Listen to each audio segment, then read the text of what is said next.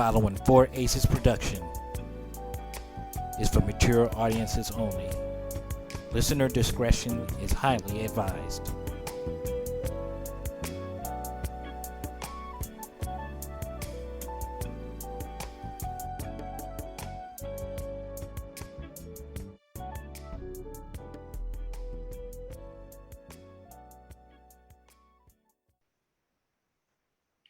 Hey, what's up, y'all? Yet another new day. And it is me, Double K, K Double, right here with you on the Cheap Pop Podcast. As always, here with my brother from another mother, Alpha. How you doing, bro? The other half of the show now with a metal fucking rod through his face. That's the new fucking gimmick, boys. We're been here tapped, back again. The new once Thor, again. Baby. Can't go out in the rain no more. Looking sharp, brother. Looking sharp. We're gonna put an immediate fucking word in on the new series, What If, which came out probably as the next sleeper fucking hit. All I can say after watching the first episode is this: Dear Marvel, don't hurt them. Marvel Universe. Don't hurt them like that. Don't hurt them like that. Like I was funny. So thoroughly impressed with this episode and as a launch to a series. First and foremost, let's talk about the fact that they give us the Watcher. Okay. Yes. The Watcher. They literally instantly canonized the Watcher. Literally. Yes. 5 seconds in, canonized the Watcher. You know, and so okay, and then the Watcher explains about the multiverse, and then the Watcher explains that all it takes, like we all know, if you followed Marvel's clip, all it takes is one thing, one decision changes, and everything fucking changes. And this whole episode was that beautiful chaos that ensued. For those of you who don't know, go ahead. The butterfly ripple effect to a fucking T. Oh yeah, and we're not even just talking about like the Agent Carter side of it. I'm talking about like everything about it. Okay, and so step one is this: they take you back almost scene for scene to Captain America, the first Avenger, right before Steve Rogers goes to get into literally take you scene by scene, the whole set piece and every actor in it recreated in animation. Yes. And then I think, did the dude attack before he went in the movie? Or was that where something changed? That's where something changed. Yeah. Where something changed was Peggy Carter staying at all. Right. For one, the moment that changed everything was when he tells them all to leave and she goes with them. In this one, she decides to stay. Okay. But in canon, yes, before he gets in. Yes. Okay. So the dude attacks. This time, Steve jumps out the damn thing. Dude pops a cap in his ass real quick. I said because he got shot in the spine and had to go to leg therapy. I was instantly like, oh shit, they Barbara Gordon Steve. You know? So Steve gets shot.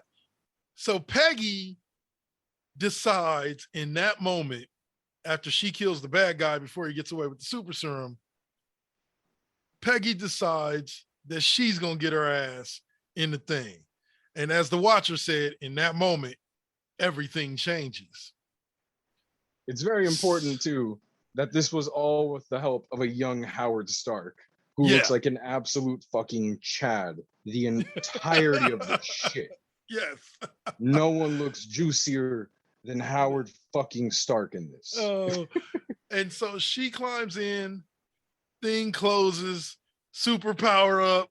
Now you got, she stepped out that thing at like 6'11". Like she was LeBron when she stepped out that motherfucker. Like that bitch went in as a regular person and came out talking about death by snoo snoo. You know? That's what this was. That's what this was. Love the Futurama reference there. But yeah, man, and she was feeling herself straight off the back. But of course, and this is what I like about it, the authenticity. Of course, the general's like, nah, ain't no woman gonna be at the front of my no. And then I love Steve Rogers' comment. At least they didn't make you go around from USO to USO dressed up as some freak, fake punching people. I was just like, fuck. Like, oof. So of course Howard Stark shows up, hands her the what I call Captain Britain, but she became It Captain is. No, you're right.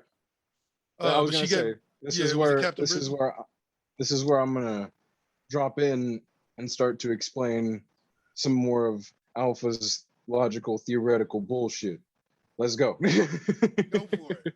And we start this with my girlfriend who was watching it with me, looking at me and just being like, "Oh, so wait, like she's not Captain America."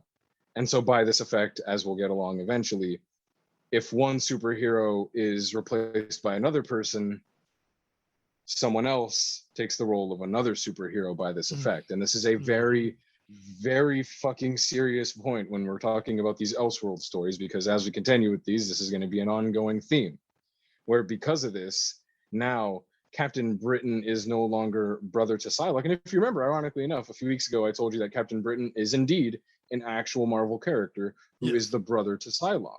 And it's fucking dorky because he looks stupid and he shoots rainbows out of his hands. He's a huge dork. All right. This is cooler. This is Chad Peggy Carter just punching and fucking killing whatever moves. I'm going to get to that in a quick fucking second, though. I have some comments about her literally murdering people through this entire fucking episode.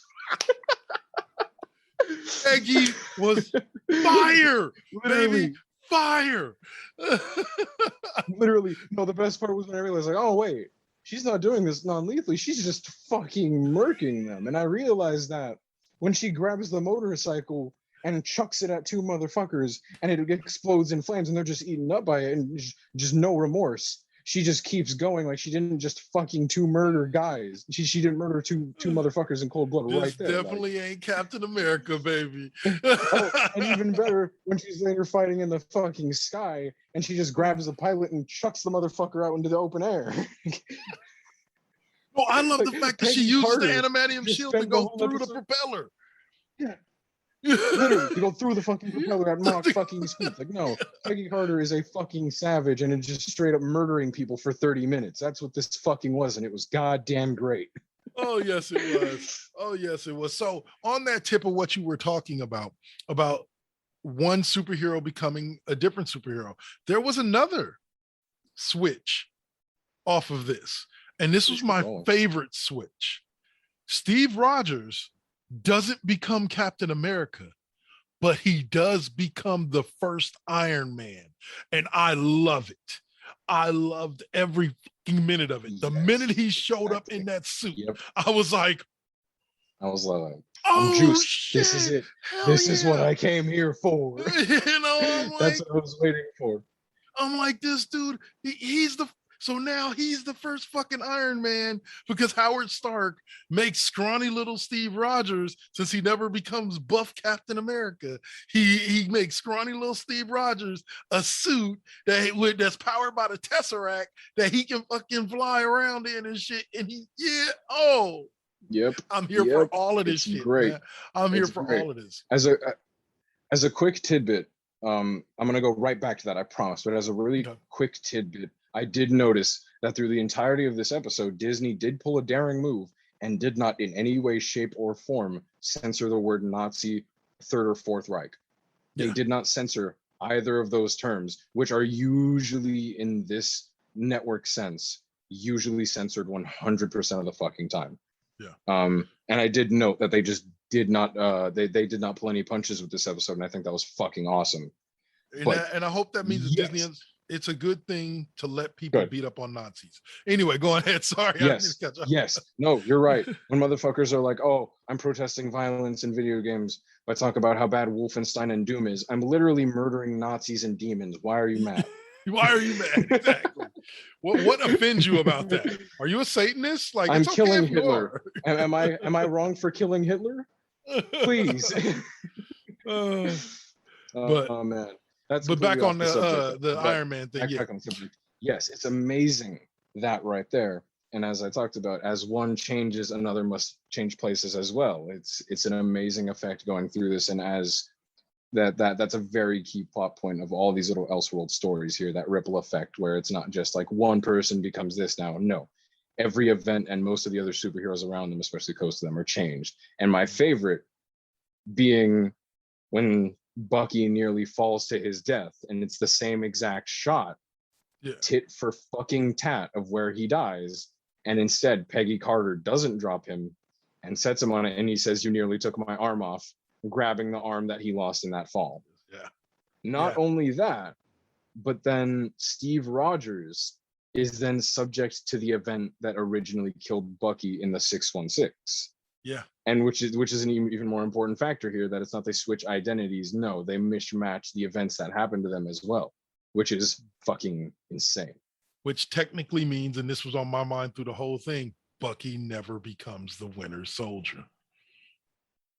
Because it was when he fell. Because it was when he fell that the Russians got a hold of him and made him the Winter Soldier. So technically, Bucky never becomes the Winter Soldier. Now, I don't know what happened with Steve when they took his ass, but yeah. There you go.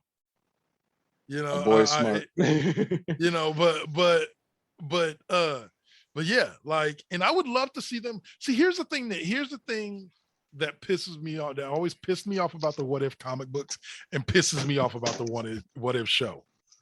I want more. I want more. Right. I want more of that Captain Carter. So good. I don't want this to be a one-off. Yeah, you know, but each episode it's like even when reading the comic book, that's kind of why I've put them down, because it would be like sometimes I'd read them and be like, no, I want more.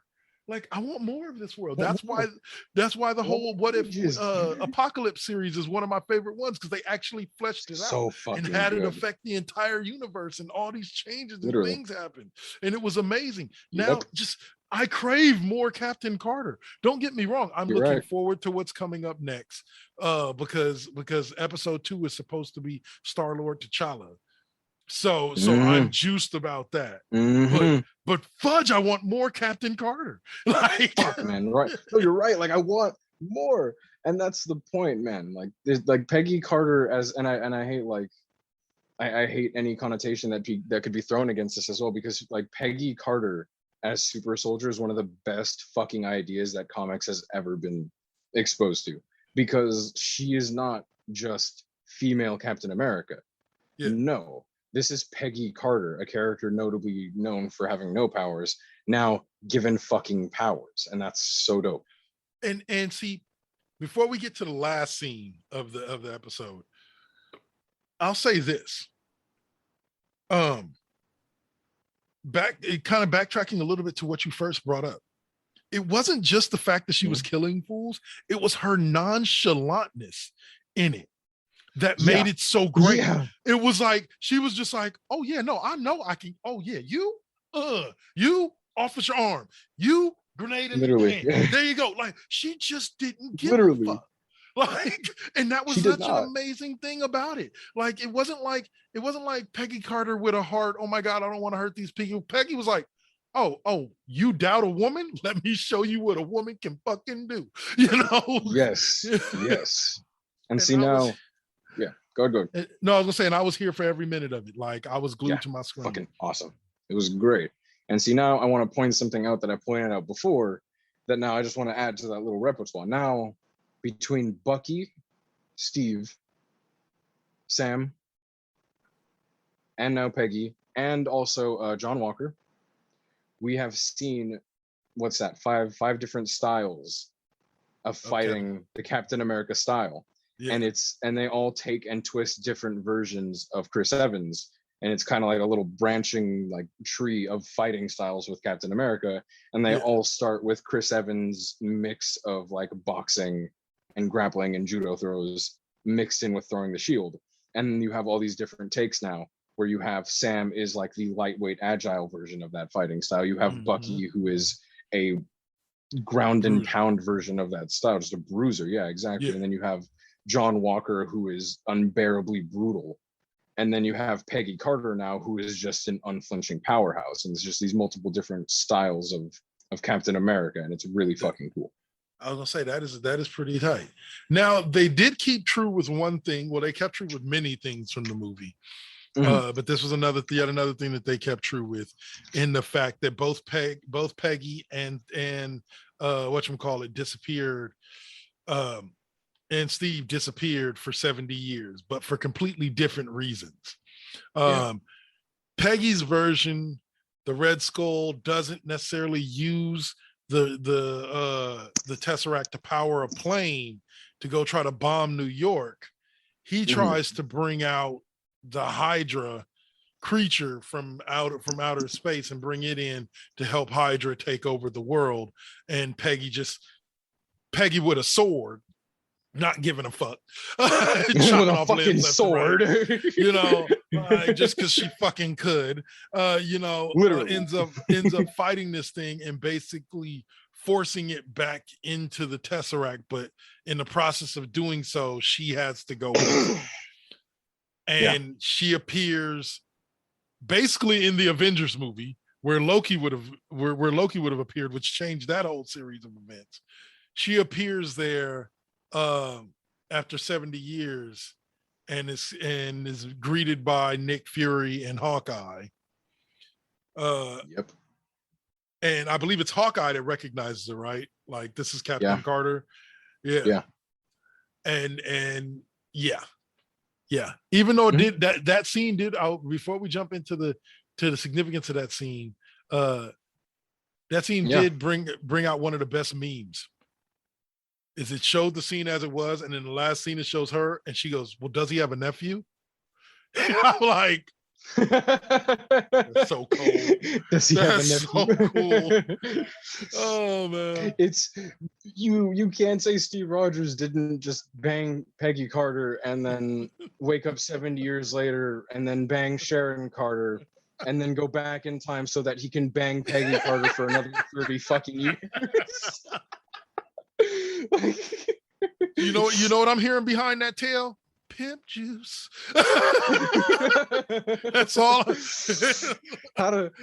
When you have one chance at using time to your advantage and you use it for fucking more ass, Steve Rogers moment. Fuck yeah. But no, the significance of that scene. You're right though. No, the significance of that scene is really cool though. And as a few small last tidbits, Sebastian Stan did voice Bucky in this, which was really cool. That was Sebastian Stan. And then also as well, there were a lot of scenes in this that were, like I said, like 2 or 3 times now, absolute story right on the mark, complete replications of the camera shots that they used in the movies. Yeah. And so the shot approaching the chamber when Steve is going to become the fucking super soldier. Yeah, sorry, lost my fucking words there. That shot is completely as it is from the movie. When Bucky nearly falls off the train, the exact fucking shot side by side. When there's the shot in the Avengers when Captain America is being introduced, and how is he introduced? 1, 2, 3, punching bag, launches 3 feet forward. And now, after she was contacted, Peggy Carter was introduced with a shot going from her leg up of her 1, 2, 3, punching off a punching bag 3 spaces into the wall. Oh yeah. Little things like that recreated over and over again, as well as we talked about it a little bit before a long while ago, the scene when, like, again, shot for shot, takes off the skin and shows that he's the Red Skull and then pulls up the pistol. It's not in the same setting, but he pulls out the pistol and the camera angle is exactly as it was in the movie. Like little things like that, attention to detail to the fact that a lot of the events in the Marvel Universe are absolutely 100% inescapable, such as someone getting hurt on that cliff or someone becoming Captain America. But what can change is who it is. Right. It almost makes it a mantle. You know what I'm saying? Like it almost makes it a mantle. It's a mantle. It's less more individualized that way. Yeah. Right. And so, and yes, Peggy Carter was the perfect person because they could have went with anybody. They could have said, what if anybody? But Peggy Carter, to me, was the perfect. They could have said, what if Bucky was the one to get the super soldier serum before Steve, and told that story. But instead, they went with Peggy. And still Peggy Carter. It was the more interesting choice, in my opinion. Yeah. Absolutely. Yeah. And so I believe that was Haley Atwell, right? That voiced Yes. voiced Captain Carter. Yeah. I believe so. I could hear the You little can toot in her hear it. voice. You can hear it. Yeah. And I love the little toot in her voice. Don't get me wrong, but I could hear it. But Literally. What I was talking about the significance of that last scene is that last scene effectively changes Avengers. See? It completely changes Avengers. Because remember, why did the Avengers form? Because Loki entered by using the Tesseract to try to take over the world. So what happens when Loki doesn't enter through the Tesseract? No Everything Avengers. changes. Yep. No Avengers. Or more accurately, they'll form for a different reason. Mm-hmm. Or it'll be because of Loki at a different space and time. I will say, yeah, because their forming is probably an inevitability. I was gonna say, yeah. Yeah, their forming is inevitability. It's just the reason why that would change. No, yeah, it does. I don't mean no Avengers like fucking permanently. It's just the idea that in that time and space, it prevents the Avengers from forming where they are canonically formed. Canonically, right. Jesus Christ. And this Avengers would not have Captain America. It would still have Steve Rogers. And I wonder if it would still have Tony Stark, but then I wonder who Tony Stark becomes. Exactly. I just want to say that one of my favorite Elseworld stories of all time is when Tony Stark becomes Sorcerer Supreme and takes the spot of Doctor Strange instead, just because that one's metal as fuck. Hell yeah. I would love to see, with Tony's smarts and all the magical power in the world, that would be an amazing thing to see. It's that his version of the Sorcerer Supreme is supposed to be the perfect mix of science and mystic all into one. It's so cool. I have to see about reading that. I'm gonna get my hands on that. I have to see. Well, I got to see if they have it on Marvel Unlimited. If they do, I can read it on my phone. You should. But yeah. So now, like I said, episode 2 is looking to be basically T'Challa as Star-Lord, and probably the script and with a little bit of tweaks for Guardians of the Galaxy. The thing that makes me happy about this is that it is actually Chadwick Boseman voicing T'Challa. So these are actually his last recorded lines for any Marvel script. So I might watch with a tear in my eye, but I know I'll enjoy it. No, yeah, and I think it's really important now what If is doing, especially with having Chadwick Boseman's appearance and really exploring the things that are absolutely impossible, seeing that multiple people's contracts are over, and now we have cases like Chadwick Boseman. Yeah, very much so. So I think What If has so much capability now with that in mind, knowing that even that episode is now possible still, right? And I love how, and like I said, I am starting to understand and like how they've based everything around the MCU instead of trying to go from the pure comic book scripts and turning those into What If animated series. They're going strictly from what people already know. So you can be an avid long-term comic book fan and still enjoy it, but you can be somebody who didn't really start watching any of this or understanding any of this until Iron Man in 2008, but have been a fan since, and you can still understand and get and enjoy the content that they're giving to you. But after that first episode, let me say this: I genuinely believe that Marvel has another hit on their hands. They're third in a row. I agree. They're on a fucking streak or fourth, with these Disney Plus shows. Fourth. Yeah, I forget fourth. They're on a fucking streak with this shit. Their original content that they're putting out for the MCU is, in more ways, a lot better than some of the things that they put out in the middle section of the MCU set of movies. No jab to them at all. But these are just so fucking well done. Amen. All right, so we're gonna have to cut it there. We're down to our last minute of this half. So coming up on the next half, we're actually breaking down 2 movies that if you've had your eyes open, you've probably seen them, but they're not what you think. I can guarantee you'll guess one, but the other, I don't think you'll see coming. I've talked about it on the show, but this time my boy's about to hit you with it. So this time we're both doing it. Yep. Let's see. So this is the Cheap Pop Podcast. You're either listening to us on Spreaker or you're watching us on YouTube. Either way, we thank you.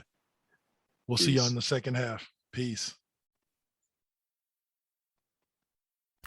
You're listening to the Cheap Pop Podcast right here on the 4Aces Presents Radio Network. Spreaker.com, iHeartRadio, Spotify, Apple Podcasts, Google Podcasts, and wherever you may find your favorite podcasts. Hey listener, Dutch here from Voice from the Underground, the podcast.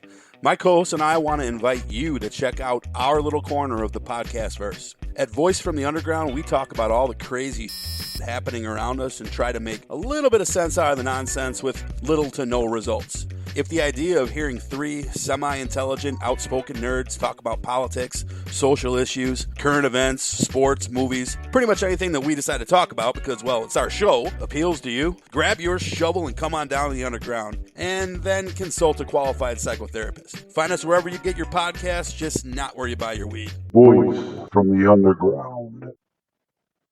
From the galactic depths of the comic book universe comes the ghosts of the stratosphere, ready to galvanize and energize your mind with the latest of comic book news and reviews. And why are you stopping me? Yes, that's much better. Hi, this is Andy Larson for Ghosts of the Stratosphere. Join me every week along with my co-hosts Rob Stewart and Chad Smith, as well as a cavalcade of fantastic comic book guests, as we dish out heaping helpings of the greatest and latest of comic book news and reviews. New shows posted every Tuesday with bonus shows every first Friday of the month. You can find us on iTunes and Stitcher under Ghosts of the Stratosphere, as well as on our website, www.gotstratosphere.com. Hope to see you soon, folks. And we are back. And like I always do when we come back, I tell you that this pretty face right here that you see on your screen is the one and only Double K. And I'm here with that pretty brother over there, Alpha. As usual, my old boy Silver Fox over there opens the goddamn show. Silver Fox, I like it. For Silver Fox, it's the gray hair and the beard. That's what you call it. But we're going to roll into our next one here. What we're going to be talking about, of course, the banger that has been the new Suicide Squad, led by another Silver Fox himself, now fucking confirmed Knuckles. Idris fucking Alba. Yes. He's fucking Knuckles. It's great. Man. Yes, his voice is going to be amazing. It's going to be fucking beautiful. But yeah, I like this movie almost more than I like the original. And like yourself, like you mentioned off air, the original for me is a guilty pleasure. Like, I don't give a fuck what nobody says. The original Suicide Squad movie was one of the best DC to differentiate them made. Going forward, just to differentiate them, I refer to the other one as Suicide Squad 2016, and I refer to just this one as the Suicide Squad. Suicide Squad, okay. Yeah. Just to differentiate it. Suicide Squad or SQ16, if we want to be all millennial about it, right? SQ16, like that movie, it was great in its own way. And like I said, it was pretty much the best DC movie of that particular generation of DC movies. I would say this one is similar. It's it's pretty much I loved it. Maybe you can call it a soft spot for James Gunn in my heart, because you could see James Gunn all over James Gunn written all over everything. The scripting, the characters, every single fucking aspect of this is just bleeding the fucking Gunn brothers. And in fact, so much so that first fucking cameo we're going to talk about on here, the other fucking Gunn brother, forget his name, the one that cameos in every single one of James Gunn movies, makes a knock at fucking Rick Flag or whoever in the hallways, and he's fucking Calendar Man, like the Batman villain. And I only know this because if you look really closely at the thing going across around his head, that's actually a big fucking calendar, and it's like in like weird fucking like numeric text. And I remember looking at it and I was like, he's fucking Calendar Man. Like, they cast the Gunn brother as fucking Calendar Man. Awesome. Well, here was what blew my mind about the movie, is you get introduced to all these characters. And don't get me wrong, Weasel, like, what the fuck? like I cannot wait. They actually have me juiced to see what the fuck his powers are. It's just like Alligator Loki. Like they just have me Literally. juiced to see what the fuck his powers What the are. fuck you do? What the fuck do you do? But they zone you in on all these characters, and you're like, yeah, yeah, and they're played by like all-star people. And we get literally like, yeah, we get this. We get team one. Let's roll with this Yep. here. Let's break this Yep. down. Team one is comprised of Blackguard, played by Pete fucking Davidson, and then we have Savant in live action, played by Michael fucking Rooker, and then we have coming along a returning Boomerang. Margot Robbie's still in there as Harley Quinn, and this is all just team one. Yep. And who was the dude that the arms came off? TDK, the Dynamite Kid. TDK in comics, that is his name is literally fucking Arm Fall Off Boy. In comics, his name, I am not fucking with you. I am dead serious. That motherfucker's name in the comics is Arm Fall Off Boy, and that's why in this he was like, I'm TDK, and and Javelin was like, why do they call you that? What does that stand for? And he was like, nothing. It just means TDK, because the detachable kid, Arm Fall Off Boy, is one of the most frowned upon, clowned on, and shat upon characters in all of comic fucking history. And we see why a little bit later in the movie, but he's actually played by a star, like a big name dude. I can't think of who it was. Oh man, Really? Yeah, I have to come back to that. It was somebody, yeah, because I was like, who the fuck he played in a Marvel movie? It was like they were like, yeah, this dude's in the Suicide I didn't even Squad. notice that. I'm like, who the fuck is he? Who the fuck I'm is like, that? oh, he was TDK. Hold on. I got to use my Google on this one. No, Hold look, on. I was gonna say, look it up, get that shit, Yeah. because now I'm curious. Because now I'm fucking curious. All right. But just today I learned a few. Oh, Nathan Fillion. Really? That was Nathan Fillion? What? Yes. Who was TDK in the Suicide Squad? According to Yahoo News, Nathan Fillion, the Suicide Squad Holy shit. Good shit. Nathan Fillion. Yes, that's who it was. Because I was sitting Holy there and shit. I was sitting there with my girlfriend, and I was like, Nathan Fillion was supposed to be in the movie. Oh no, I wasn't with my girlfriend. I was talking to my homeboy Steve. I was like, Nathan Fillion was supposed to be in the movie.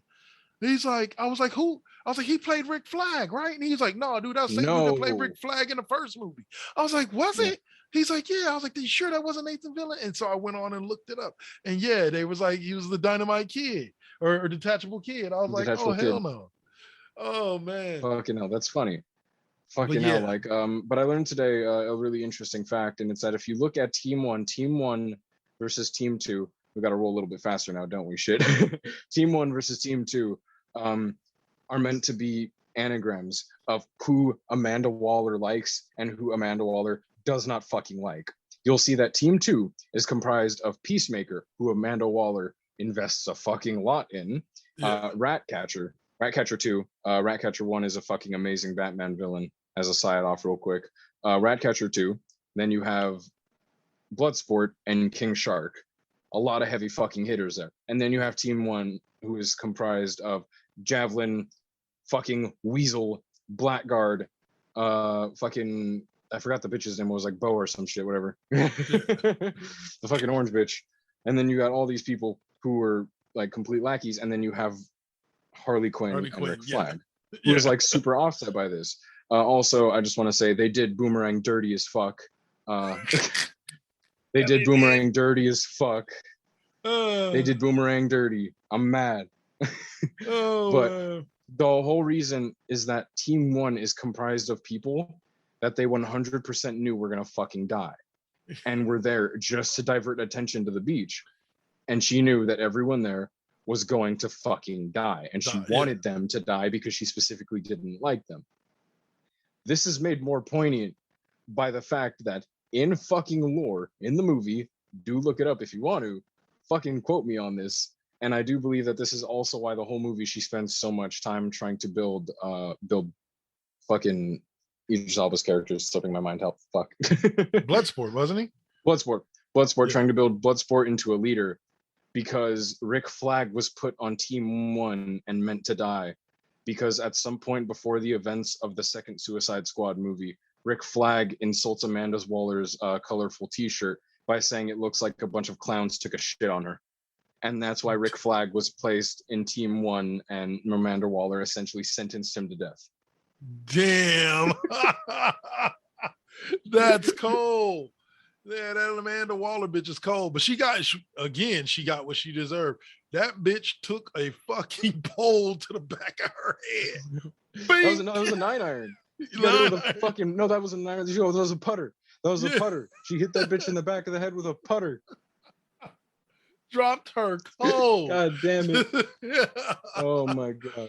I never thought I would laugh so hard at seeing Viola Davis get hit in the back of the head with a fucking golf club. That was hilarious. But no, it's through the events of the story though, it's told over and over that basically I feel like it's the most accurate rendition of the Suicide Squad that could have ever been shown at this point, because the whole gimmick of the Suicide Squad, hence the fucking name, is that nobody survives. Nobody survives. And the only person that usually does survive is named either Harley Quinn, or their name is Rick Flag Sr., Jr., or the Third. So not necessarily survives, but there's a lineage there. Yeah, there's a lineage there. And usually like at least like each member of the Flag family is able to last like maybe 3 or 4 iterations of the team, which is pretty fucking consistent, you know? Oh man. What gets me, what I will say, I was left wondering one thing real quick, and that was, so Deadshot was just like, fuck y'all. Like, you see what I'm saying? Like where the fuck was Will Smith's character? Like, I understand Will Smith probably didn't want to do the movie, or they didn't invite him to do the movie or whatever, but I'm like y'all, like Deadshot was just like, fuck y'all. Cause I thought he was still in custody at the end of the first Suicide Squad movie, you know? So I'm like, why didn't you pull? Will Smith turned down the chance to be in this Suicide Squad movie so that he could be a part of that one Independence Day remake. Oh, okay. He turned down the role of Deadshot to return again to be able to do that. Okay. And that's also why there is like, you can literally, I said this to someone and I was like, don't get me wrong, I'm not knocking his performance and I'm not knocking the character's history and genuinely their appearance in comics. But you can't deny, when you look at the story, you can see the spots where it was meant for Deadshot's character and everything associated with Deadshot. For sure. You can see where he was pulled out and where Idris Elba's character was inserted in multiple positions. And that's not a knock at all. It was fucking great. No. Idris Elba fucking killed it. And much like Will Smith did in the first movie, I consider honestly that in terms of like raw, genuine acting, Idris Elba put this movie on his fucking back. Oh yeah, and carried it. Yeah. Oh hell yeah. See, here's the thing with it. It reminded every time so a little backstory. About 2 days before, right? Mm-hmm. I watched the Suicide Squad. I saw this video on Facebook and TikTok called "I'm Idris Elba." And it's basically this dude that sort of does look like Idris Elba walking around, and he walks into this coffee shop that has a sign out that says barista one, and he grabs it, slams it on the table. I can be a barista. And the guy's like, oh, so do you have any experience? He goes, no, I don't. I'm fucking Idris Elba. And it shows him back making coffee, and he's like, I'm Idris Elba. I'm Idris Elba, bitch. I'm Idris Elba. I'm Idris Elba, bitch. Hilarious. Find it on YouTube or whatever. Oh my fucking God. I want that edited into like after he kills Peacemaker. And it's just such a great thing. And every time I saw Bloodsport with the mask on and everything, I kept just thinking, I'm Idris Elba, bitch. I'm Idris Elba. Because if you think about it too, the last thing that I saw him in was in Hobbs and Shaw as the bad guy. It's fucking Idris Elba, dude. Like, it's so like this dude never doesn't play a badass. Like, always. He never fucking doesn't play badass. You're right. It's fucking great. It's amazing. But I do more than anything want to point out the amazing attention to detail in the arc of King fucking Shark. Yeah. Every Suicide Squad team always has a heavy. Sometimes it's Chemo, sometimes it's Parasite, and I look forward to those two characters being eventually brought up as well. But my favorite heavy in Suicide Squad history has always been King fucking Shark. Yes. And I love this version of him because usually he's a lot more animalistic and brutal, which he was in this, but nowhere near as much as he is in the comics. Literally just ripping people in fucking half, which was fucking awesome. But the arc that King Shark had in this fucking movie and the attention to the loneliness that King Shark has is really fucking cool. And like, it's really fucking cool. Literally, like, yeah, it's great. It's fucking great. And again, I do want to point out that John Cena acted his dick off in this movie. That's Peacemaker, yeah. Like, you can say whatever you want about John Cena as a human being, especially with his political standing as it currently stands and all. But for what it's fucking worth, John Cena walked into this movie, walking into a movie probably this is the most violent thing I've seen has ever fucking walked into, bar none. Yeah. And he fucking killed it. He nailed the stupid raunchy comedy and fucking Bloodsport saying, "Why are you here in your tidy whities?" and Peacemaker responding with, "That's just racist," deserves a fucking award in and of itself. Like that interaction right there made me fucking piss my pants in the theaters. It was great. That and when they had fucking Thinker and she was like, "I will shove like 8 rats up your ass," and he was like, "The outcome won't be what you think it'll be." And I heard some bitch like, I was in the movies, and when that line was said, I heard some chick like 9 rows back up just fucking lose it, just starts fucking pissing her pants laughing. It was the funniest shit. Oh, John Cena giving us the good shit. Gotta love it. Him, a lot of people hated him in Trainwreck. I loved him. I thought he was funny. He was funny as shit in Trainwreck. Yeah. No. Also, as a finish off, best line in the movie will always be, nobody loves to show off. Yeah, but not if they're showing off something that's dope as fuck before someone just fucking explodes in a violent, bloody mess. Oh, go see the Suicide Squad. It gets our definite stamp of approval. If you have HBO Max, check it out while it's there. All right. So this movie, hold on. Ooh. Has actually left the theaters and has left HBO Max. It was on HBO Max initially. Yes. Alpha just recently saw it. Did you see it in the theaters? No. Saw it on HBO Max. On HBO Max. I bought it on Vudu. Vudu, okay. On Vudu. A movie that I've spoken about here before by the name of In the Heights. It's a musical, stage musical by Lin-Manuel Miranda that was turned into an actual film movie. I would love to see what they would do with Hamilton if they did do that. But Alpha, I'm gonna let you kick this off because they've sort of already heard what I think of it. So why don't I let you kick this off and then I'll bring in the rear. Yeah. Absolutely, dude. Absolutely, 100%. I really fucking love this movie. Like I always talk, and we always come on here and talk about how much we fucking love musicals. So yeah, we may be a little bit biased. No shit. But like we fucking love musicals on the Cheap Pop podcast. It's a given. But I walked into this not really knowing anything about it at all. My fucking SO went and watched it in the movies with her family and finished the movie, and she was like, "I just fucking cried like 9 times. I'm gonna make you watch this movie." And I was like, "Sweet, I'm into it." Hell yeah. And obviously, of course, she makes me fucking watch it, and I enjoyed every single fucking second of it, from the soundtrack to everything that was presented. It's a long fucking movie too, and the only thing that I can still say about it is I wish there was more from what the actual musical was as well. Like I wish there was more from what the actual Broadway play was, and I know it can't be as long as that shit, but fuck do I wish it was with that much content, because it was that good. They hit all the key points very well. They did. They hit all the key points very well without missing it. And I only know that context because after watching it, I've studied it like a motherfucker. And much like you, I would just be sitting there like, damn. I started chilling to the fucking songs a little bit, like just in the back of my fucking head. Like no, it gets stuck in your head. Everything in this movie is really fucking catchy. And it might not look the part. And it's not something that I talk about very much. But I may be pale as shit. But believe it or not, I'm more Mexican than I am anything else. I speak fluent fucking Spanish, and I was raised in a Spanish household. Right on. And, right on. You know, so you actually understood the whole movie. I understood every word of this movie. Okay. Yeah, no, I love this. I love this shit. This is what I'm used to.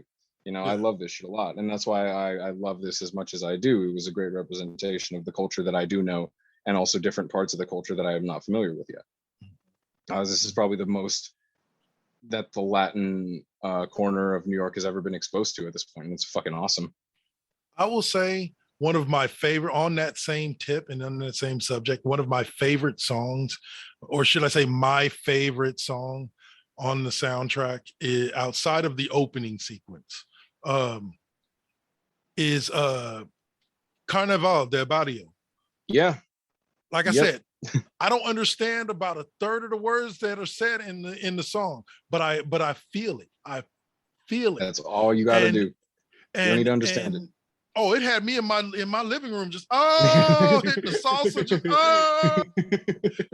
like because there's just such energy in it, and you're right.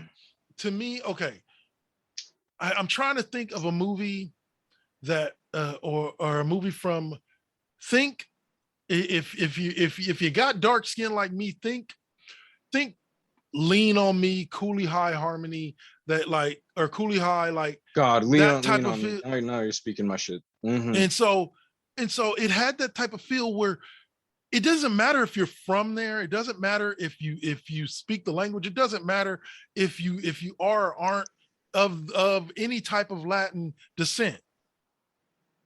This movie had something to pull. It talked of themes that everybody knows: family, love, community. These are all Absolutely. things that people understand. And so as you listen, I still, to an extent, I still find my heart sinking when I listen to Alabanza. Yeah. Like, oh God, I cried hard the first time I saw it. Yeah. Absolutely. But the song itself is just so beautiful. It's very fucking powerful. It's funny. Absolutely right. Here's a quick laugh moment out of that. I showed my daughter the movie the other day because she's a big Lin-Manuel Miranda fan. Like I told you guys on the show earlier, she introduced me to Hamilton.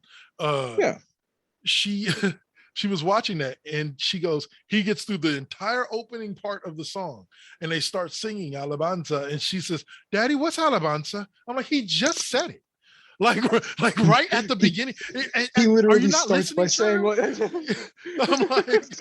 like, the guy says right there, it's to raise this thing to God and literally sing its praises. And she's like, oh, okay. And I'm just like, I love you, child. But you put this on. You did this. But That's so funny. Like I said, everything about it you could understand. Benny is one of my favorite characters. Fucking Benny, dude. Yes. Oh, Christopher Benny. Williams, the guy who played George Washington in Hamilton, is the guy who plays Benny on the stage play. I think you told me that. I think I think you told me about that. Yeah. But Benny, like, the Kurt Hawkins is, I believe, or Corey Hawkins is, I believe, the name of the guy who actually played him in the movie. And man, did he kill that part? Absolutely. Yeah, I agree 100%. As an energy and as a representation, it has really important lessons and notions about culture and community that do take a lot of nuance. But when you understand the deeper meaning of things, it starts to really, really hit you. For instance, it's a little part of it, but it means a lot to me personally, understanding a lot of different parts of culture in the most recent few years of my life. For instance, there's a part of the movie where she goes through and she's dancing with a bunch of fucking guys in the club. Yeah. And of course, because the men are being provocative, as fucking horny dudes are gonna be, Usnavi gets fucking mad and starts talking to her like she's being a fucking whore. And like she's just like, and then the way he words is like, you were just rubbing your ass on everybody in the neighborhood. What are you talking about? You've been shaking your ass with like half of the heights. Yeah, that's my line. Word for word. Yeah. And that's how it's worded. But it's not. And then as somebody who now understands it, it's because there's a massive ripple in understanding these cultures that in a lot of other cultures, dancing like that is extremely fucking provocative and extremely fucking sexual and means you're just a complete whore. But when it comes to those cultures, it's normal to dance with multiple people that way.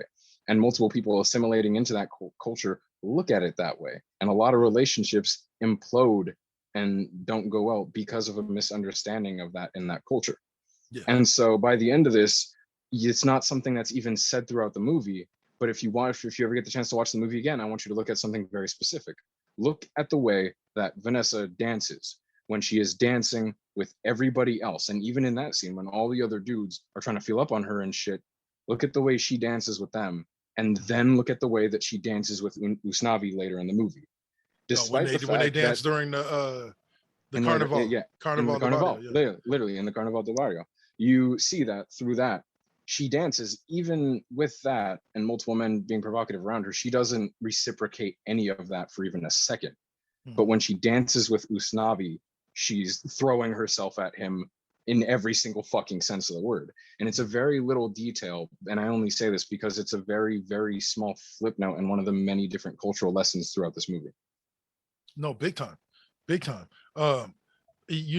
part that kind of told Community or screamed Community to me the most was the storyline around Abuela.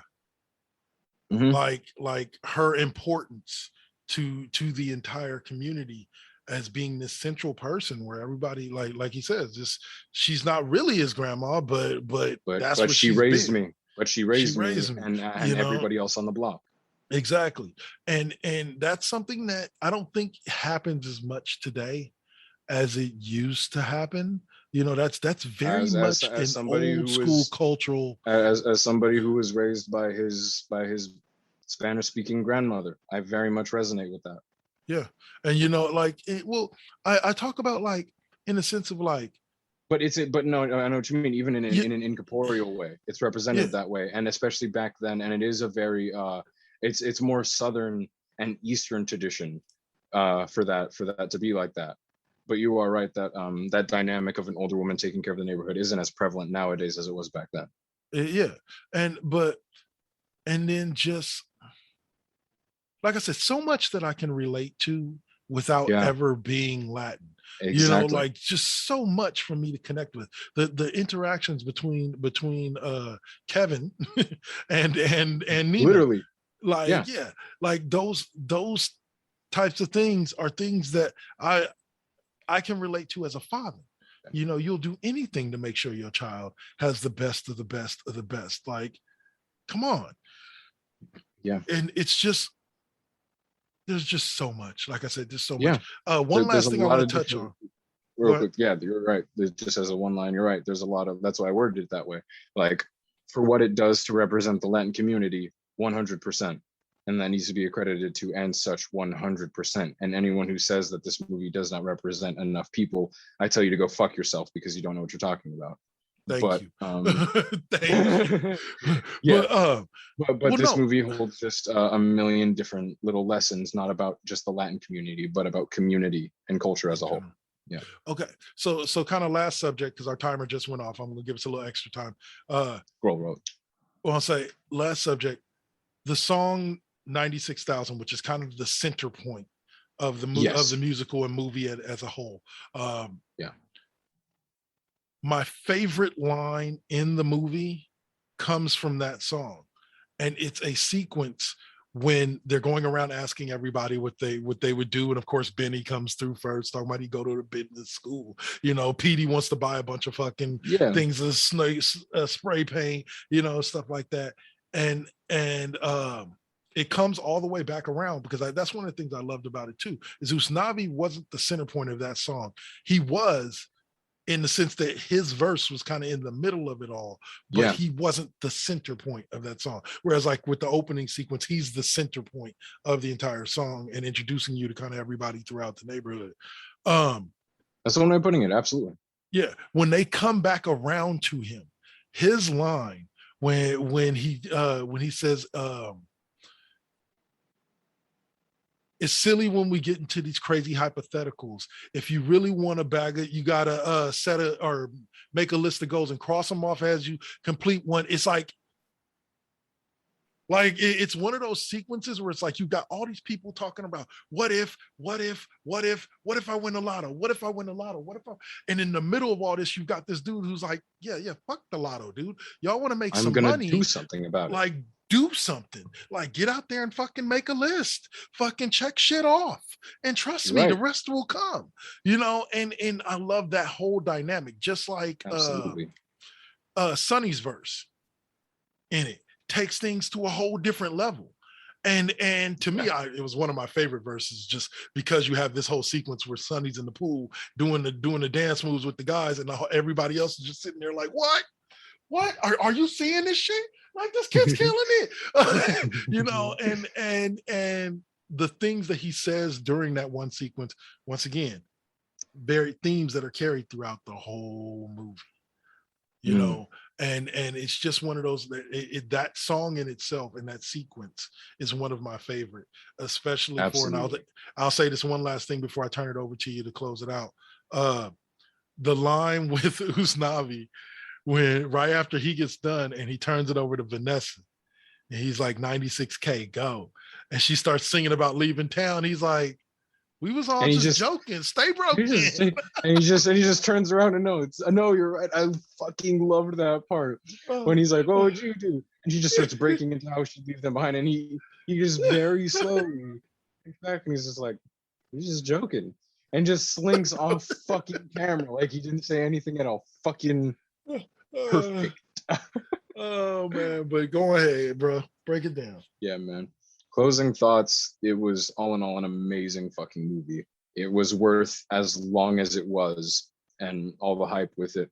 I'm really surprised that I'm hearing a lot that it's not anywhere near as successful as Hamilton in the box office, which breaks my heart because this movie is fucking amazing and I love it. And honestly, at this point, I would consider it probably in one of my favorite musicals at this point. Not my favorite. Yeah. Little Shop of Horrors is just too good. Well, see, I'll say this. I think the only place where not the movie fails, society fails, is that we're in this sequence of society right now where if anything is made specifically for a specific culture, like I'll be honest with you, as great as Black Panther is, I don't think Black Panther does as well in today's climate, because anytime anything is focused on celebrating one particular culture instead of everybody on the fucking planet at the same time, people have a tendency to take offense to it. And this is definitely something that is celebrating Latin culture to its fullest extent. And like I said, for me, I enjoyed every minute of it. Yeah, but some people don't feel that way.